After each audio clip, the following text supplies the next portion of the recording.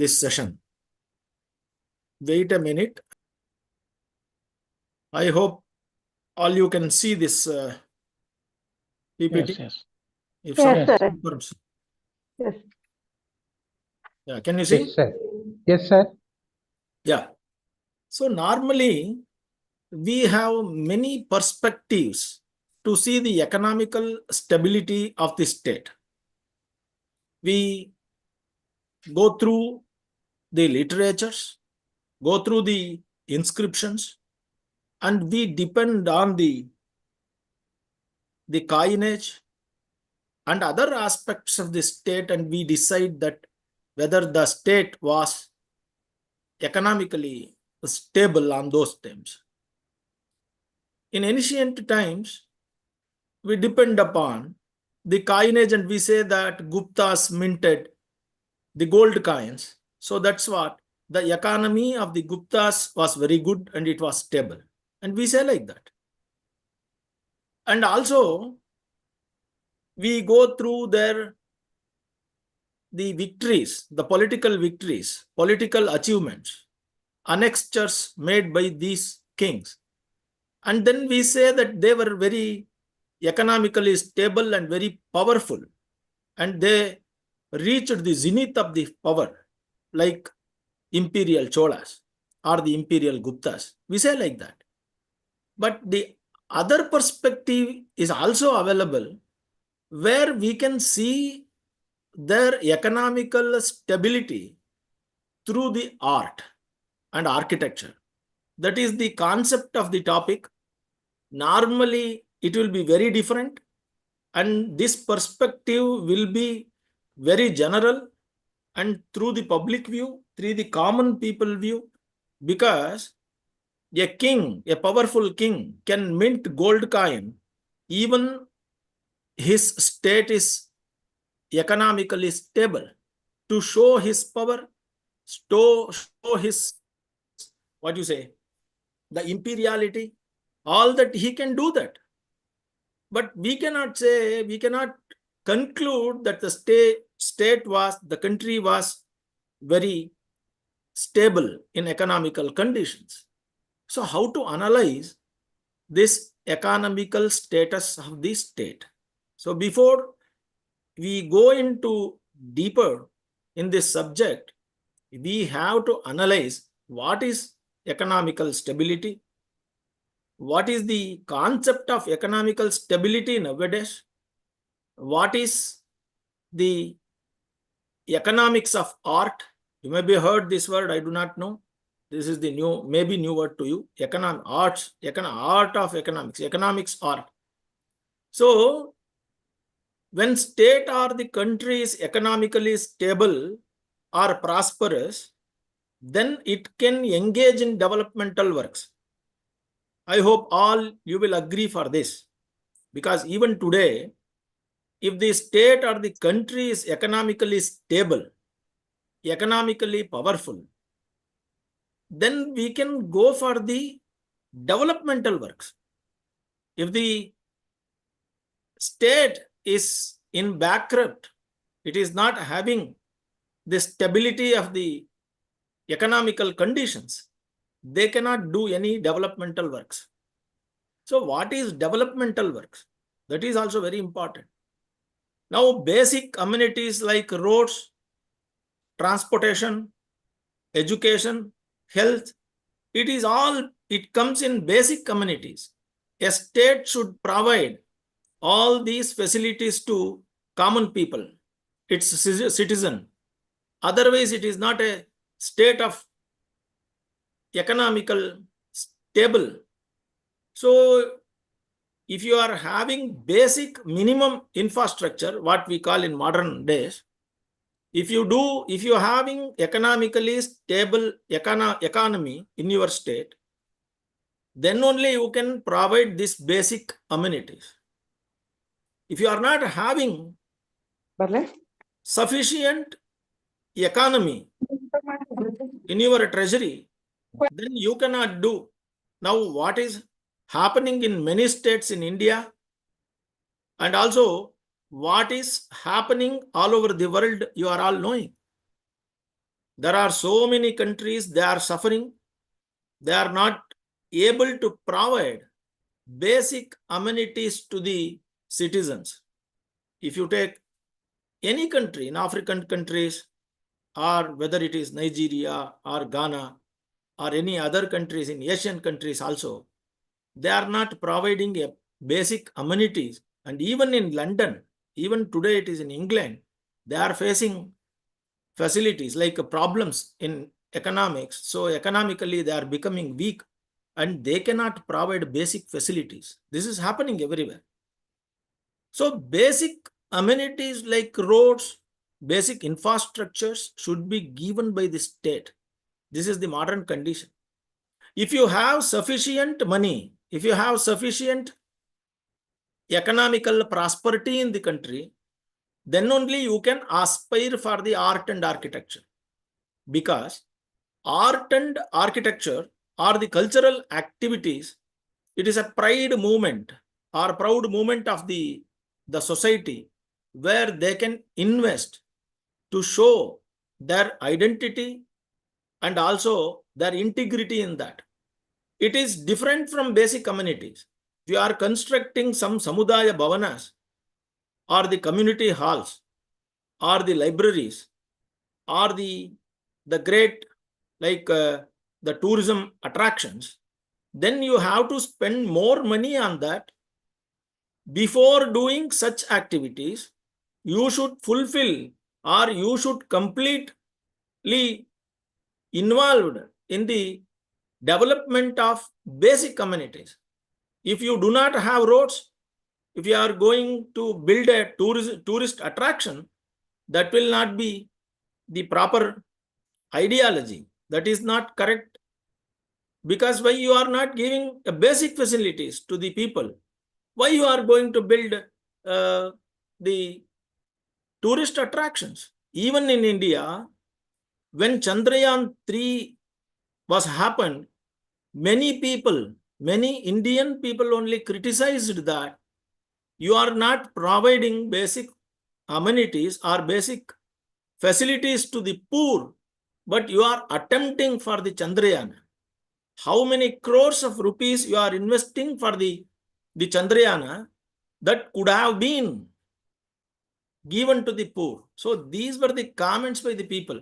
So always people will think that the basic facilities should be given by the state, then only they can attempt for the other ideologies like art, architecture, and cultural activities. This is the common idea even today we are having in our society. So economical stability of the state through the art, in that perspective we are looking at. What is economical stability means? What is economic stability? That meaning of that is people have the resources essential to a healthy life. If a common man is happily living in a state or a country, that is economical stability of that particular country. If people are not living a healthy life, then it cannot be considered as a economical stability of the state. So what are these things? A state should be able to provide basic needs of the citizens, because it has to look after for the education, health, and also their common problems. The state has to attend to remove the problems of the people. So basic infrastructure is required. That is roads, transportation, and health centers, and also education centers, universities. These are the things it comes under basic infrastructure. Not only that, they should live happily without any fear, and equally to in this country, that is affordable housing should be given to them. And also they have to work and they have to get good wages. Good employment should be given to them.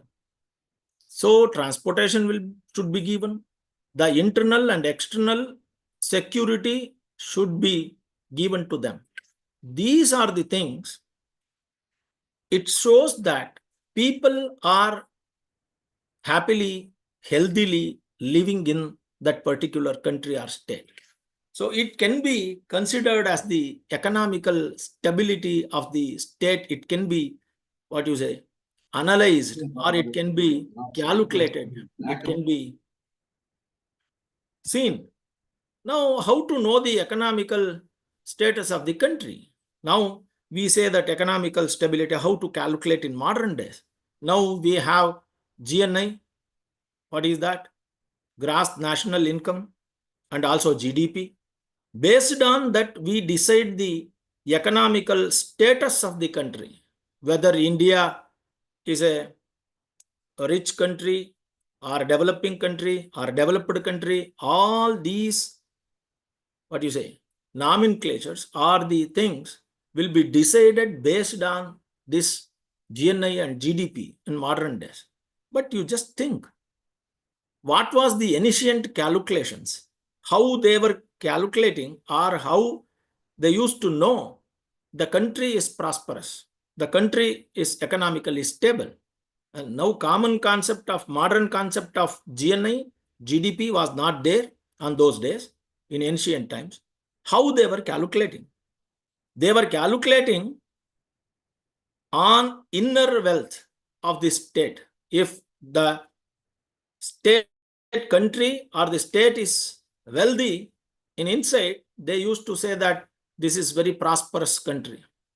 So you may be knowing that when we speak about Vijayanagara dynasty or Karnataka dynasty of Vijayanagara kingdom in Hampi, they used to sell precious stones, pearls and golds in roads.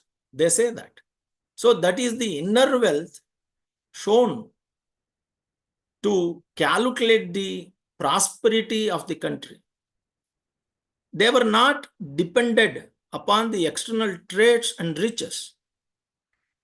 Earlier, it was only we were having barter system, and only we were dependent upon the agricultural products, especially for the revenue. So how we look into that now?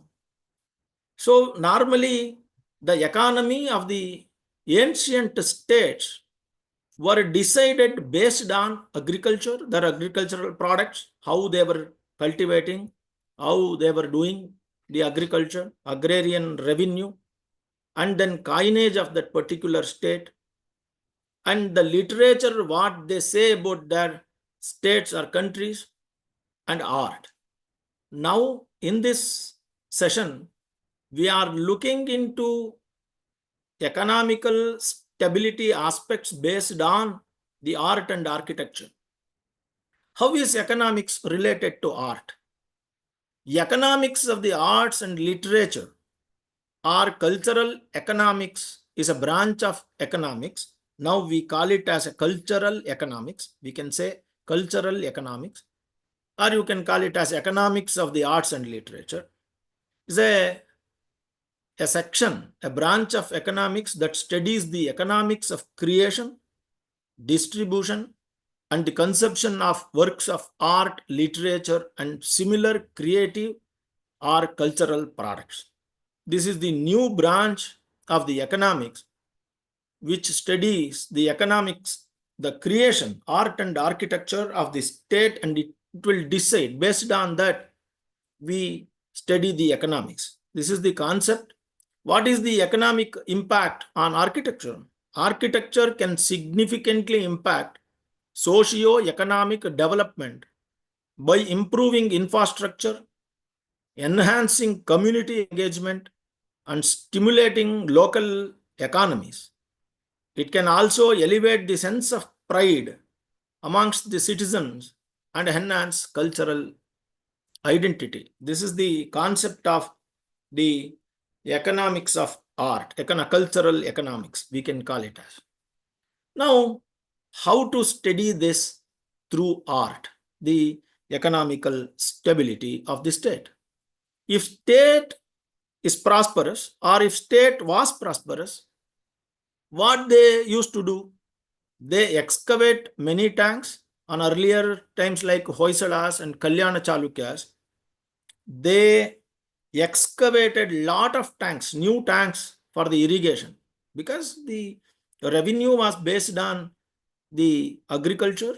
So they supported lot, kings supported, the state supported lot for the excavation of tanks and also building up canals at the time of Vijayanagara kings, and even excavation of tanks in North India during Palas and also Mihira Bhojas, that is Gurjaras, Pratiharas, Palas, Chalukyas, Solankis, all that they all, even in Tamil Nadu, Cholas supported for the excavation of many new tanks because they were depending on the rainy seasons for their cultivation. So the new canals were excavated, new tanks were excavated on those days, and they constructed lot of temples and education centers, artworks made, literatures were developed, the gardens, forts, and any such other such building activities were done, happened. When it was done, if the state was prosperous, they used to do all that. If state was not prosperous, if the state was engaging in wars, they could not do like that. They could not extend their activities beyond their basic amenities. So cultural activities was not there at all. Cultural activities were not there. It was all checked because of their financial crisis. The economic stability can be disturbed in these situations. It was also happened in many occasions in Indian history. From thousands of years, we can see that economic stability disturbed a lot in many occasions. Like natural calamities, you can see that natural calamities. And also, what are the natural calamities? Like famine, or the drought situations or flood situations that disturb the countries to do developmental activities or the cultural activities. And when they were engaged in wars, most of the resources of the states were given to the war field, and no architectural or art activities were taken inside the country because they were engaged in the war. They used to do that, and the total resources, what was the resource available in that state or country, was completely used for the military actions. For example, Arabs invaded Sindh.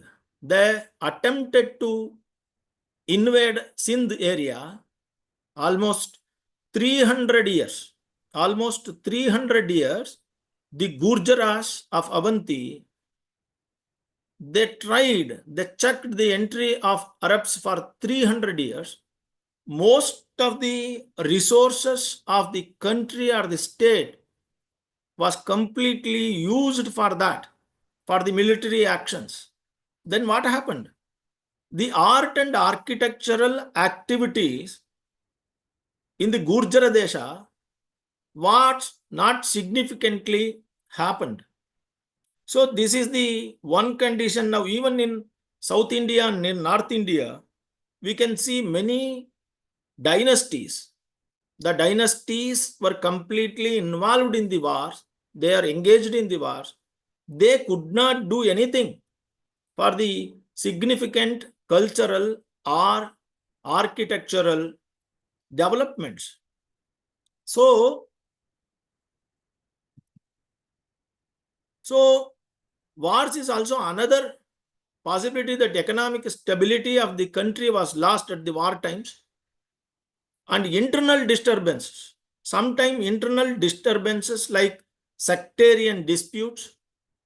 While Cholas were ruling in Tamil Nadu, the Shaiva Vaishnava conflicts, and sometimes the caste disturbances.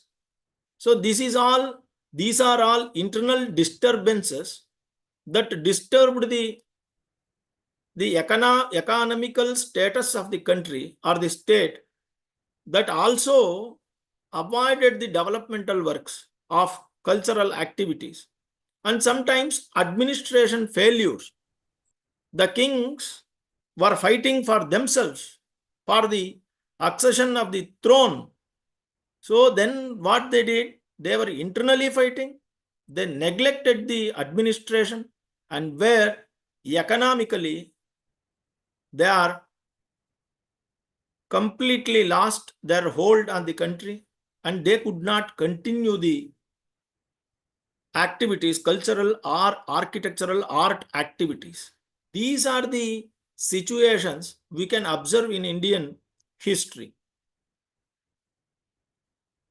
So more cultural and art activities are happened when they are in power.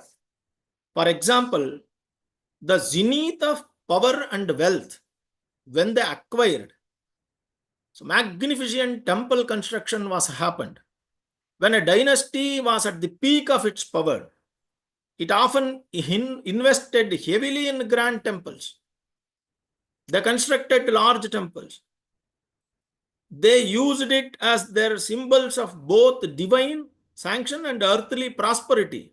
They wanted to show that the state was very prosperous. They built temples.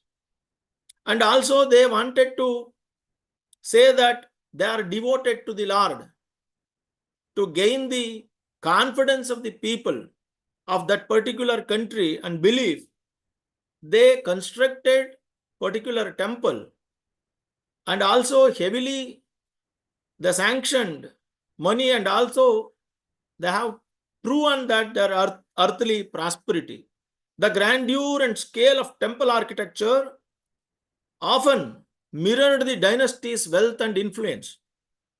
Like if you observe, for the example, in 9th century to 13th century, the Cholas ruled from Tamil Nadu in South India, reached its peak with the construction of massive temples. It is a massive temple like the Brihadishwara temple in Tanjavur, where no other temple is equal to the grandeur of that particular Chola temple in Tamil Nadu.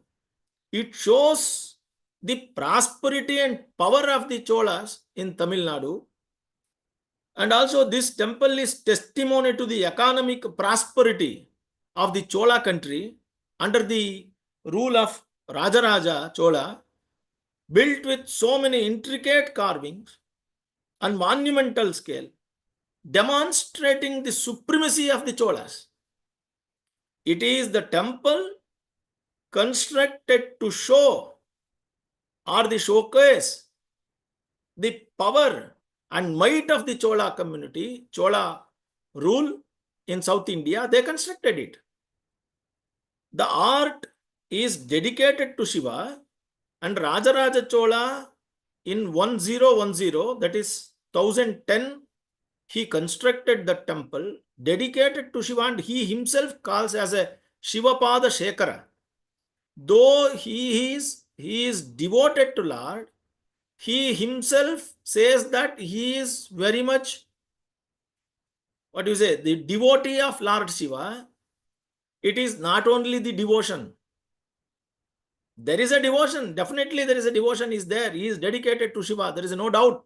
But he wanted to show the might and prosperity and economical stability of the state to the world, to other countries, other contemporary kings like Hoysalas, the Kalyana Chalukyas, Pandyas, Rashtrakutas, and other people, and even in Sri Lanka and other area, even in the Southeast Asian countries. He wanted to show his might and power. He constructed the temple, and that shows the prosperity of the Chola country and the prosperity and the might, the power of the Chola country and the supremacy of the Chola country. Why? Because on those days, the contemporary kingdoms, contemporary dynasties were not having such a grand temple in its land, in their land. So what it shows? The Chola established his power and showing that I am more powerful than any other kingdoms in the South India. That is the idea.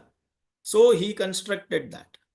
Not only that, elaborate sculptural programs were happened. Dynasties in their golden age commissioned detailed and expensive sculptural works in temples, which depicted gods, myths, royal accomplishments. The sheer quantity and quality of sculptures reflected the wealth and the ability to employ assistant craftsmen were shown. For example, the Hoysala temple at Belur. The Belur temple was constructed by Vishnuvardhana in 1117 Common Era. It continued, the temple construction was continued for another 100 years, which shows the prosperity, economical status, and the peace within the country of Hoysalas. And not only that, they accomplished their ideology to carve everything, whatever they were having, everything was carved on the walls in Belur temple. This is the best example. Constructed highly ornate temples during Hoysalas, like Channakeshava, this is a World Heritage Site in Belur. The detailed carvings and expensive temple complex were indicating their economic might and cultural patronage and their supremacy in the South India. Why? Because later on, when Rajaraja was power in the Chola country, he was so powerful. But when Vishnuvardhana defeated the Cholas, the Hoysalas became the supreme power in South India.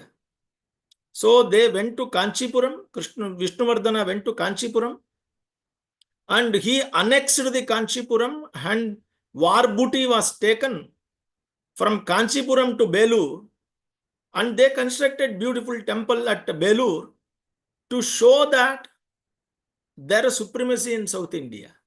What was done earlier by the Chola, Rajaraja. So like that, every dynasty, they constructed the temples not only to dedicate themselves to the gods or the divinities, but to show their supremacy and their economical might. If economical might is not important for them, then they could have constructed small temple like Gangas. Because earlier Gangas, they dedicated to Shiva, dedicated to Jain, the Tirthankaras, they constructed a smaller temples in earlier times. In Vedic times, they used to live in thatched roofs. The economical status was not important for them. Economical stability they never thought of. When the dynasties formed later on by Kadamba, Rashtrakuta, and Chola, Pala, and Mihira like Gurjaras, they wanted to show their sovereignty and supremacy over others. They established their own architectural styles. Not only that, when they are in power, they constructed more cultural and art activities. When they were doing little bit good, then they did medium activities. When they lost their power, when they were declining, the less activities are shown. And even when they are in power, they were able to annex other dynasties. They did jewelry artworks and skill-based activities like metallurgy and all. So, for example, I can give you the temple towns constructed as economic centers. For example, powerful dynasties often built temple complexes that became economic hubs, attracting traders, pilgrims, and artisans, all. The construction and maintenance of these temples often spurred local economies, making the temples both religious and economic powerhouses. For example, the Vijayanagara Empire in 14th to 7th century. You know that 1336 to 1565. That was the time of the Vijayanagara period. They built Virupaksha temple in Hampi. You all know that this is also one of the World Heritage Centers in India, World Heritage Sites of India, in Karnataka also, which became the center of thriving city. The economic prosperity of the empire is mirrored in the vast scale of the temple architecture and the town that surrounded it.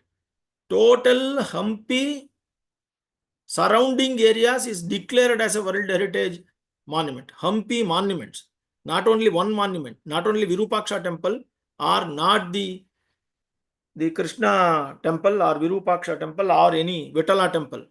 The total monuments, all monuments in Hampi, that surrounding area, is considered as a World Heritage. It is declared as a World Heritage Site. Why? Because, as I said, that whole city became an economic hub where the traders were coming, a small industries were developed there, and also it was the center of the religious activities. At the same time, it was the center of trading. They used to trade with Arabs and Portuguese, and the horses were also taken to that city. You know the grand and might of the powerful Hampi city. So the kings developed that city as an economical center with religious architecture and also military architecture and also the common architecture. This is one. When they are zenith of power and wealth, they were doing like that. For the example I said already, the Cholas, the Hoysalas, the Vijayanagara people. You can take many other examples also from North India. But what happened in North India is the Guptas, and also at the time of Ashoka, they were the great imperial kings. But it was invaded. North India was again and again invaded. And we do not have solid example to give like South India, because all temples were destructed many times. So we cannot give like that. We cannot give good example there, but you can see the Pala dynasty, or even in some of the temples, you can say that, for example, Mathura was the great center. Once upon a time, Mathura was the great temple. And the Ayodhya, Kashi were the great centers. At the same time, Takshashila and also other areas like Multan. Multan also was very great temple hub. It was. In Surya temple was dedicated to sun god, and it mentions in the history. So at the time of decline of power and economical strain, what they were doing? Incomplete temples and abandonment. I will show you some of the pictures. Can you see this one photograph? Raya Gopura at Melkote. Incomplete temples and abandonment as dynasties weaken due to invasions, economic challenges, or internal, I said, disturbances, strife. Temple construction projects were often left incomplete, or existing temples fell into neglect. This reflected the loss of financial resources and political instability. For example, this example is given to show you the picture from Melkote, from South India. They wanted to construct, this is the beautiful architectural monument supposed to be completed by the time of Vijayanagara or the Mysore Vadayars by the time. And even this monument is featured in many Bollywood pictures, where the Guru, one of the Bollywood picture, Aishwarya Rai, was acted in a main role in that picture. So this is reflected in many Indian films like South India and Kannada films also. This great Gopuram was supposed to be completed by the end of the Vijayanagara period, but when in 1565, Vijayanagara suffered a great defeat by the 5 alliances.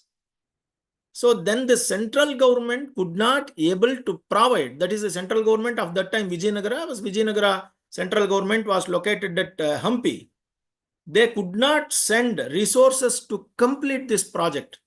So the project was suffered.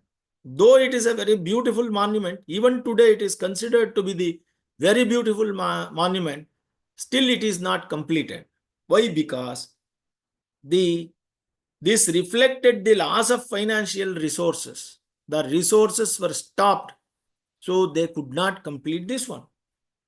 For example, another example I can give you, the Pandya dynasty in the 13th century began the construction of grand temples, but many were left unfinished or less ornate than earlier ones due to the dynasty's fall after invasions by the Delhi Sultanate. The unfinished gopurams, gateways, or the towers of some temples in Tamil Nadu are evidence of this.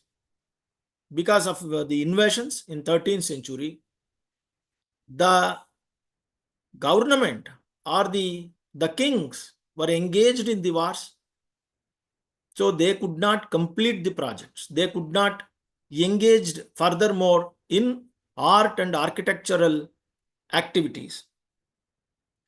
So in another way, what they did is, for example, this is the Rajagopuram, Melkote. You can see the beauty of this temple or the Gopura gateway, but it is not completed still. In other, this is one more example from Hoysala temples. This is 1000-year-old temple from Bhadravati. You can see this picture of the temple is intricately carved and completed. The left portion to your screen, completely it is carved. You can see the divine images or the sculptures on the walls. But whereas right side of your screen, you can see it is left uncompleted, like it is not carved, attempted, at least not attempted at all. So simple designs in decline, what happens during the periods of economic decline, temple built were often smaller, less ornate, and made with cheaper materials, reflecting the diminished resources available to the ruling dynasty. So war was happened in Belur and Halebeedu, but this simple temple supposed to be completed by that time, but the central government could not send the resources, financial assistance to the artisans who were working at the Bhadravati. Bhadravati is almost 200 kilometers or 250 kilometers from the Belur or Halebeedu. They could not give support to the Bhadravati temple. So Bhadravati temple half completed. See, you can see the left, it is left like that only. So this is the best example. It is the physical, materialistic example available at Bhadravati even today that shows that when state is not economically stable, they could not complete the art and architectural activities. So this is the main one. Another example to that one. So like that, another example also given from, there are many varieties of many examples can be given across India, pan-Indian level. But only few examples are given to you to understand the concept. Nagalapura, one of the temple which is constructed and the Hoysala temple during Hoysalas, that is constructed near Tumkuru. That is also that it is not completed. The temple started, but it is left uncompleted. So temple looting and destructions were also happened during the historical time. During invasions or the decline of power, temples were often looted for their riches or destroyed as acts of political domination. Sometimes it is for money, wealth, sometimes it is for political dominance. what they did is they destroyed the temples, further symbolizing the fall of dynasty that once supported them. For example, I can give you, in Vijayanagara, when many temples were there, many temples, many architecture was there in Hampi, when Talikota war happened in 1565, led to widespread looting, destruction of the temples and all monuments in Hampi. It is not only for the riches, but also to show the dominance of their political power. So sometimes looting temple happens only for wealth. Sorry. So sometimes it is only for looting wealth, sometimes to show the dominance over the other, supremacy over the other dynasties. That is also another thing.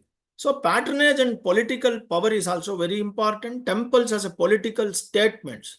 So that can be also observed. The temples means art and architectural monuments, everything. Kings wanted to legitimize their rule and demonstrate their connection to the divine. They constructed the temples.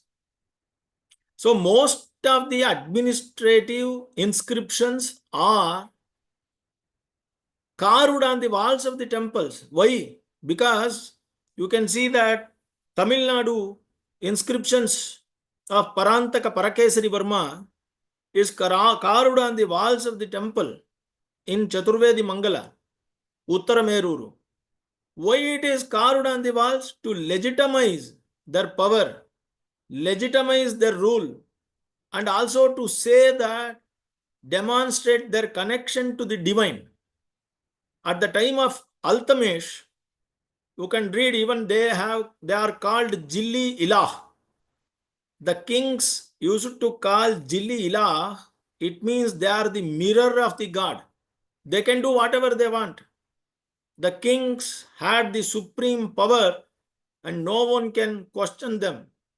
Why? Because they are divine. If you now what is happening in this democratic principles, in democracy, you are having every right to question your minister or question your prime minister or question your chief minister. Whereas at the time of kings, though they are ordinary small human beings, but they claimed themselves. They are the mirror of the God.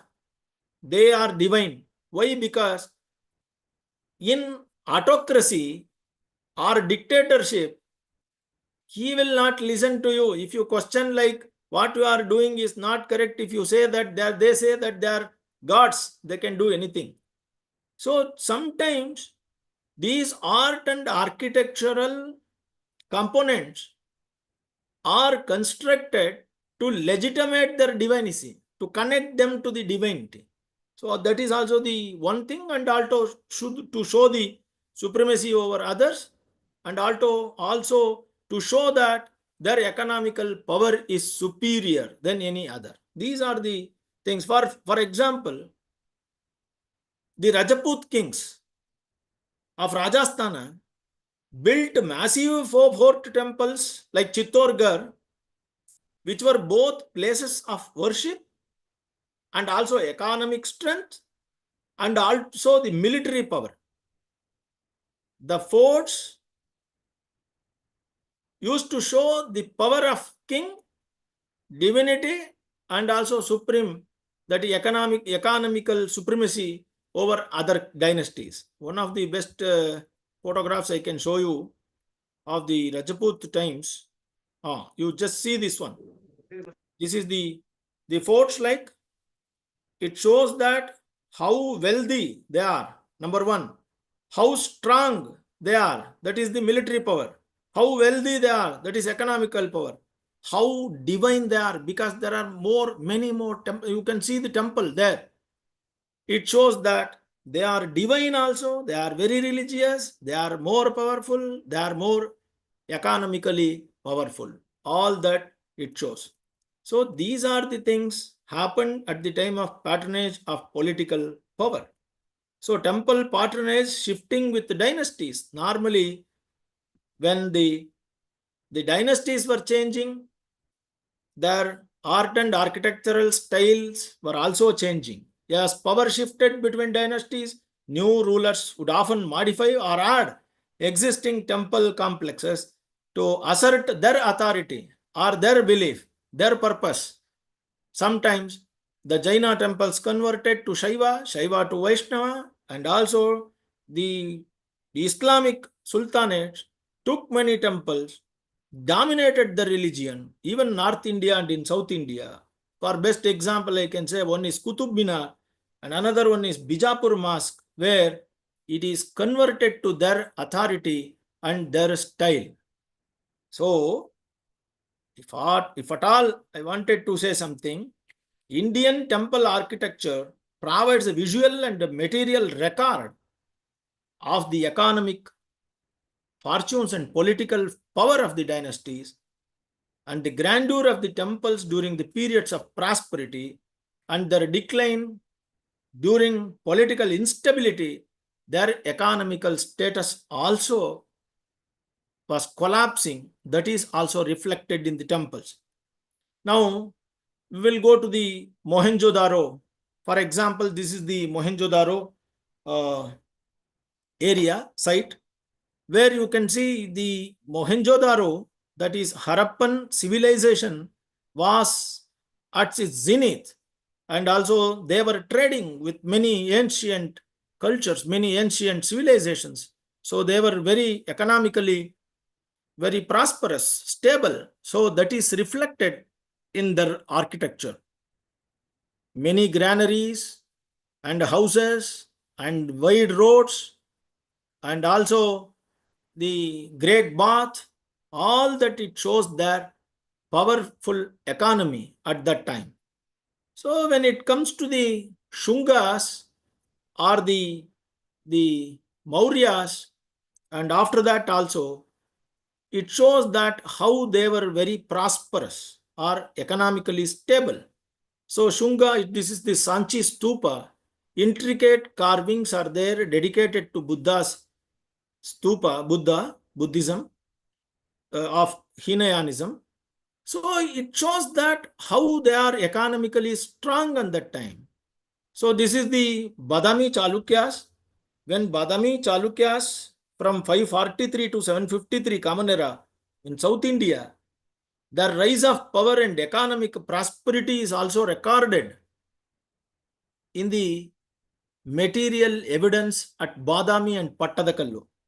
The Badami cave temples carved into cliffs are masterpieces of Indian rock cut architecture. The temples dedicated to Hindu, Vishnu and Shaiva and Jaina. So the carvings are large statues. The temples also reveal a fusion of northern Nagara and South Indian, southern Dravidian styles, indicating economic prosperity of that time. They commissioned this rock cut architecture.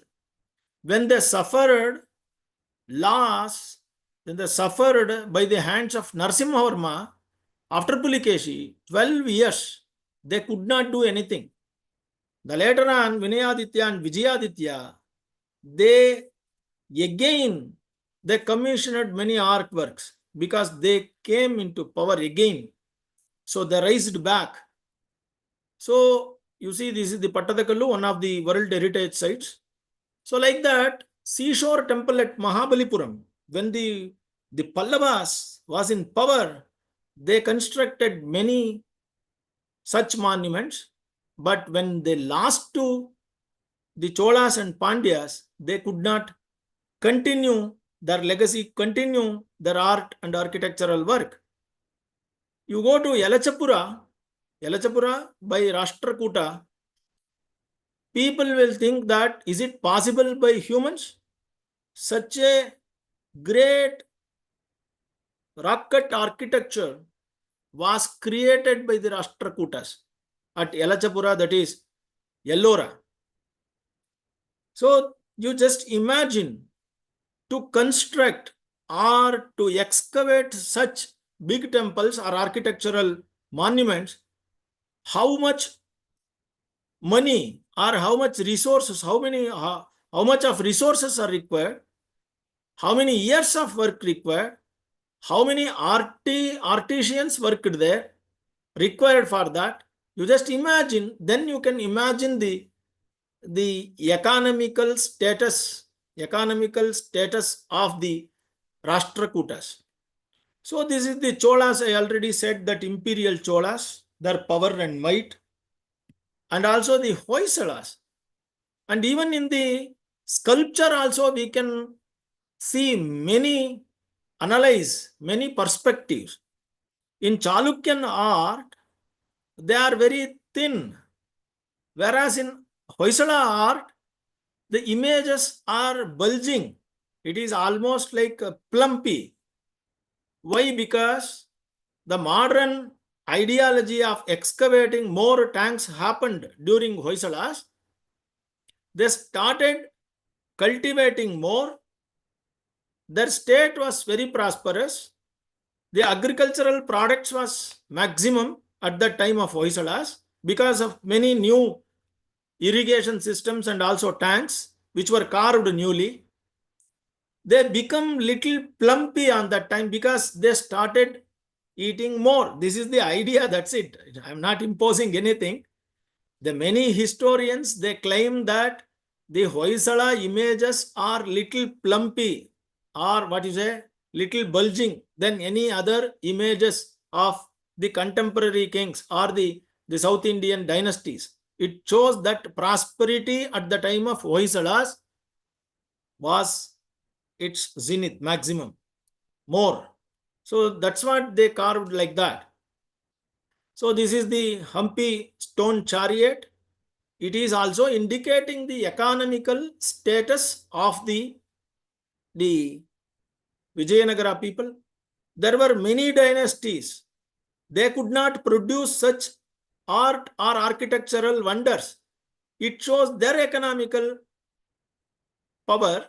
And whereas these dynasties were carved such a wonderful, contributed such wonderful architectural monuments, it shows that their economical power. So this is the difference between the two. See, when in the state peace is prevailed, serenity was there is a no disturbances inside, internally, then only they can work like that. Otherwise it is impossible. Number one is economical status, means they should be very strong in economy, number one, and also they should be very strong in military powers, where they can maintain the inner harmony, inside harmony, and also external problems they can check it, the military power. So this is the, for example, so intricate carvings also happened during Hoysalas. This shows that how much patience they had, how many days they executed it, how much of resources were given to this. These are all factors should be considered. This is the defense force, I already told. Later on, they shifted to the medium, their medium of construction is changed. Brick and mortar introduced at the time of Vijayanagara. This is all shows how. And sometimes the temple jewels, means varieties of jewelry work also happened in Indian context. Like Cholas, Vijayanagara people, they donated lavishly to the temples. This is the donations by Rajavadayar of Mysore king to Melukota Shalva Swami. You can see the original diamonds and precious stones that indicates the capacity to donate, and also to the the economical stability of the king. So this is the thing. So in conclusion, we can say that across regions and dynasties, the grandeur of Indian temple architecture directly reflects the political and economical conditions of the time. Temples built during periods of power and prosperity, like Khajuraho temples by Chandelas, or the Virupaksha temples, are of some of the most magnificent structures in Indian history, demonstrating the wealth and influence of the ruling dynasties. Conversely, when these dynasties declined due to invasions, internal strife, or economical hardship, temple building slowed and existing structures were often left unfinished or neglected. So, Indian temple architecture provides a visual and material record of the economic fortunes and political power of dynasties throughout history. The grandeur of temples during periods of prosperity and their decline during times of political instability or economic collapse directly reflect the changing fortunes of the ruling dynasties. That is visualized in the temple art or the art of India. So this is the concept. Thank you for patiently listening. You can ask any questions or anything, or you can add your views. Thank you so much. Once again, I am very grateful to the organizers, that is MMC, UGC staff, and also Dr. Guru Siddhaya sir, for giving me an opportunity and inviting me for this refresher course. So I feel always better to interact with the people directly, eye to eye. But nowadays, this is the better media. I can say that only in online meetings only we are doing. Thank you so much. And you can interact, or you if you want to add or if you want to ask anything, okay, it is open to you. Thank you, sir. Namaskara. Good afternoon,